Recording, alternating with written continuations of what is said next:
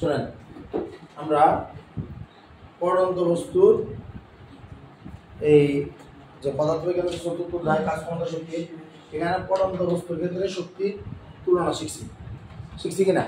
তারপরে শিখছি কি আর পড়ন্ত বস্তু আমরা শিখছিলাম যে কোন বিন্দুতে শক্তি কতটুকু, মানে শক্তির নিত্যতার সূত্র, ওইটাও শিখছি। ওইটা আগে শিখছি, তারপরে এই তুলনাগুলো শিখছি না? এখন আমাদের কাজ কি? নিক্ষিপ্ত বস্তুর ক্ষেত্রে ব্যাপারটা করা। কিসের ক্ষেত্রে? নিক্ষিপ্ত বস্তুর ক্ষেত্রে।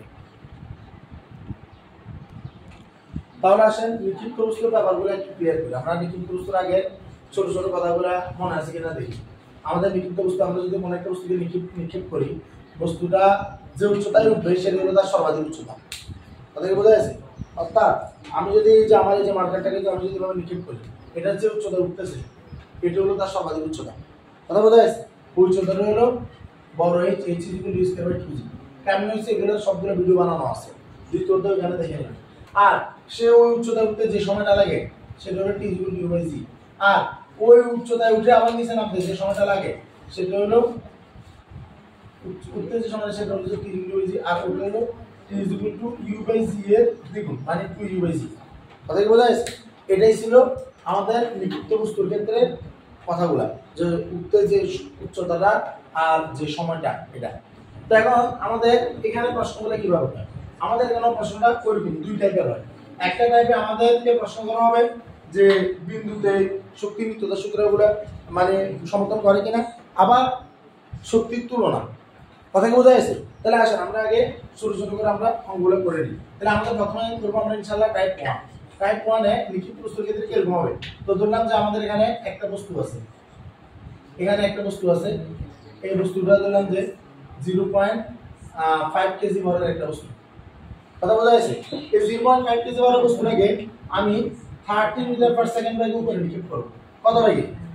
30 মিটার পার সেকেন্ড বেগে। ঠিক আছে? আচ্ছা আমি এটাকে আরো এই ইয়াতে একটা মান দিই যাতে আমার বলে সহজ হয়। আমি 29.4 মিটার পার সেকেন্ড দিলাম।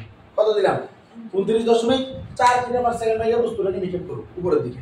তো উপরের দিকে নিক্ষেপ করলে আমার প্রথম যে প্রশ্নগুলো করা হতে পারে সেটা হলো এই এভাবে চিন্তা করেন যে আমরা বলবো যে নিক্ষেপের মুহূর্তে এবং নিক্ষেপের 2 সেকেন্ড পর, ঠিক আছে, নিক্ষেপের মুহূর্তে এবং নিক্ষেপের 2 সেকেন্ড পর শক্তি নিত্যতার সূত্র মেনে চলছে কিনা। কথা কি বোঝা যাচ্ছে?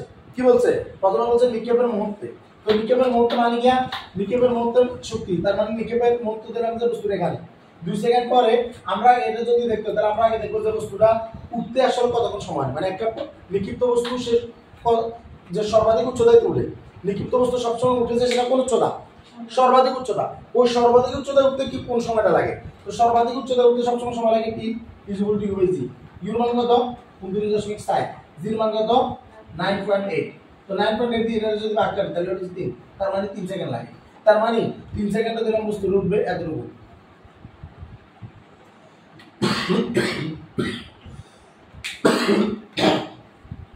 আর 2 সেকেন্ড হলো বস্তুটা দিলাম যে এটা এতটুকু। কথা বোঝা যাচ্ছে?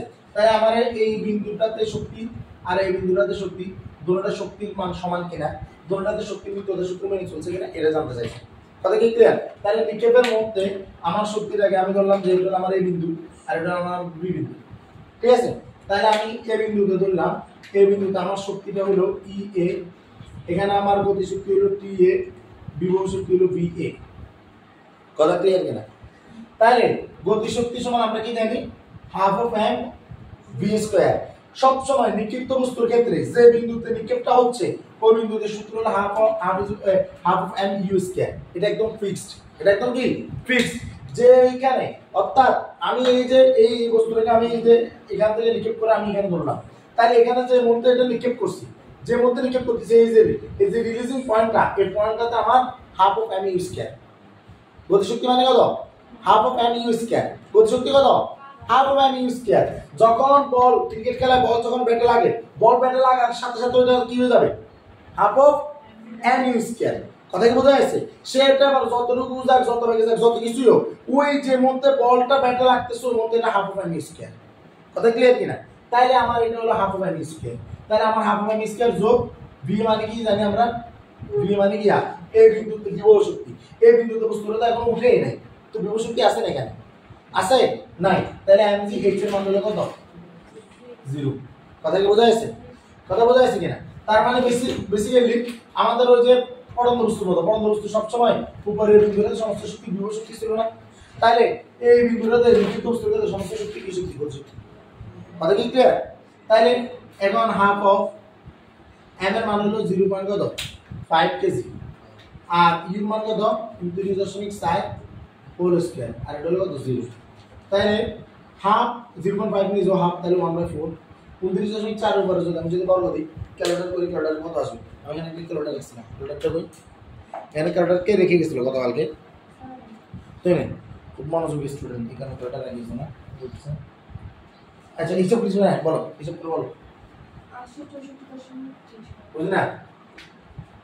864.59। তাহলে এটাকে 4 দ্বারা কাটলে কত? ভাগ 4 ভাগ 4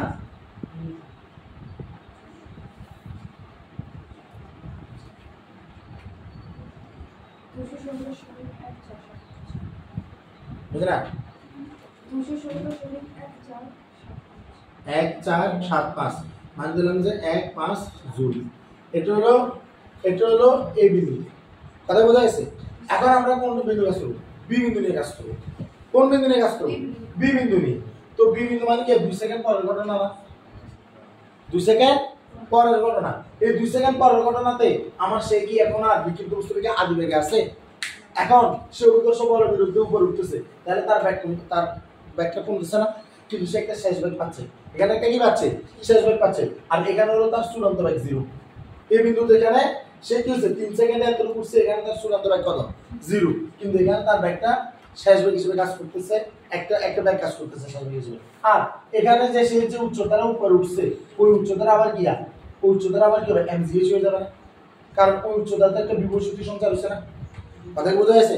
কথা ক্লিয়ার না সবার? তাহলে আসেন, তাহলে আমাদের বি বিন্দুতে এখন আমরা কাজ করব। আমরা এই বিন্দু এটা লিখে রাখি, ই এর মান হলো 216.15 216.15 জুল। রাজি, একবার তুমি স্ক্রিনের দিকে তাকায় দেখো যে কোনো লাইটের সমস্যা হবে? লাইটের আলো পড়তেছে না স্ক্রিনে? ক্লিয়ার আছে? আচ্ছা, এটা 216.15 এবার আসেন বি বিন্দুতে। এবার বি বিন্দুতে যদি আমরা আসি, বি বিন্দু মানে কি? নিক্ষেপের 2 সেকেন্ড পর, নিক্ষেপের 2 সেকেন্ড পর মোট শক্তি।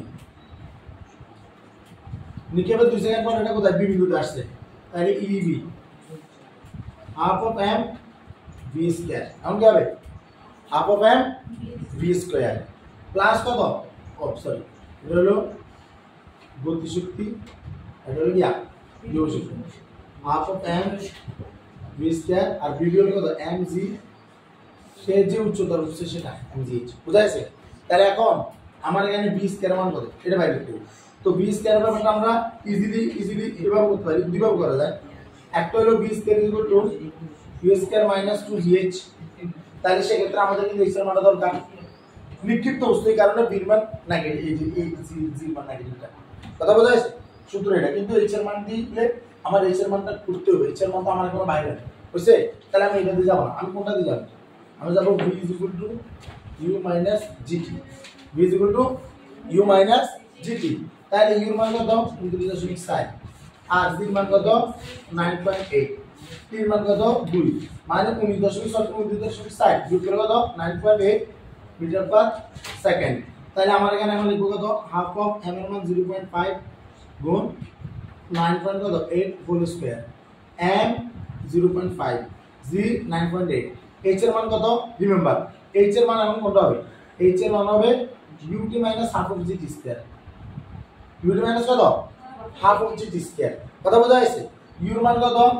u এর মান হলো 29.4, t এর মান কত? 2, half of g মানে কত? half of g মানে 4.9, half of g মানে কত? 4.9, তাহলে 4.9, t এর মান কত? 2 স্কয়ার মানে 4, t এর মান কত? 2 সেকেন্ড না? তাহলে t স্কয়ার মানে কত? 4 না? তাহলে আমার এখানে 29.4 এর যদি 2 গুণ হয় তাহলে এটা কত দাঁড়াইবো? 29.4 মানে হলো কত? এভাবে চিন্তা করে দেখো 29.6 হলো কত 3g কত আর 2 গুণ হলে কত হবে এটা 6g না তাহলে এটা কত দিলাম 6g মানে কত 6 * 9 পয়েন্ট কত 8 আর এই 4.9 গুণ 4 মানে কত 4.9 মানে হলো হাফ জি তো সাইড যদি হাফ জির সাথে যদি সাইড গুণ হয় হাফ জির সাথে যদি সাইড গুণ হয় তাহলে এটা কত 2g হয়ে যাবে না 2g মানে কত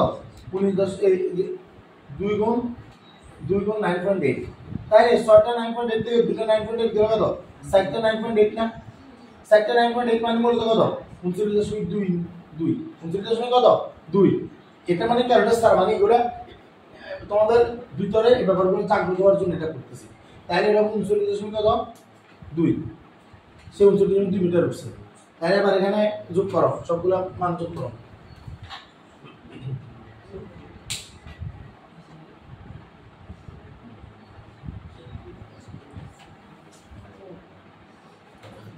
যোগ করে কত 216 এক পাশ আসতেছে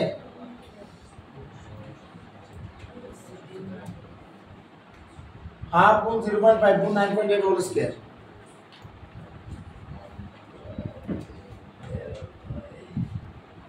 কত বাইরে তাহলে 216.15 কেন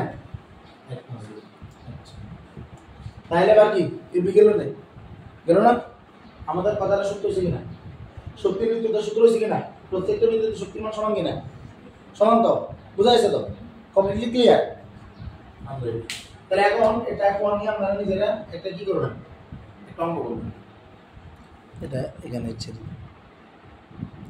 আসসালামু আলাইকুম টাইপ 2 এর জন্য আসতেছি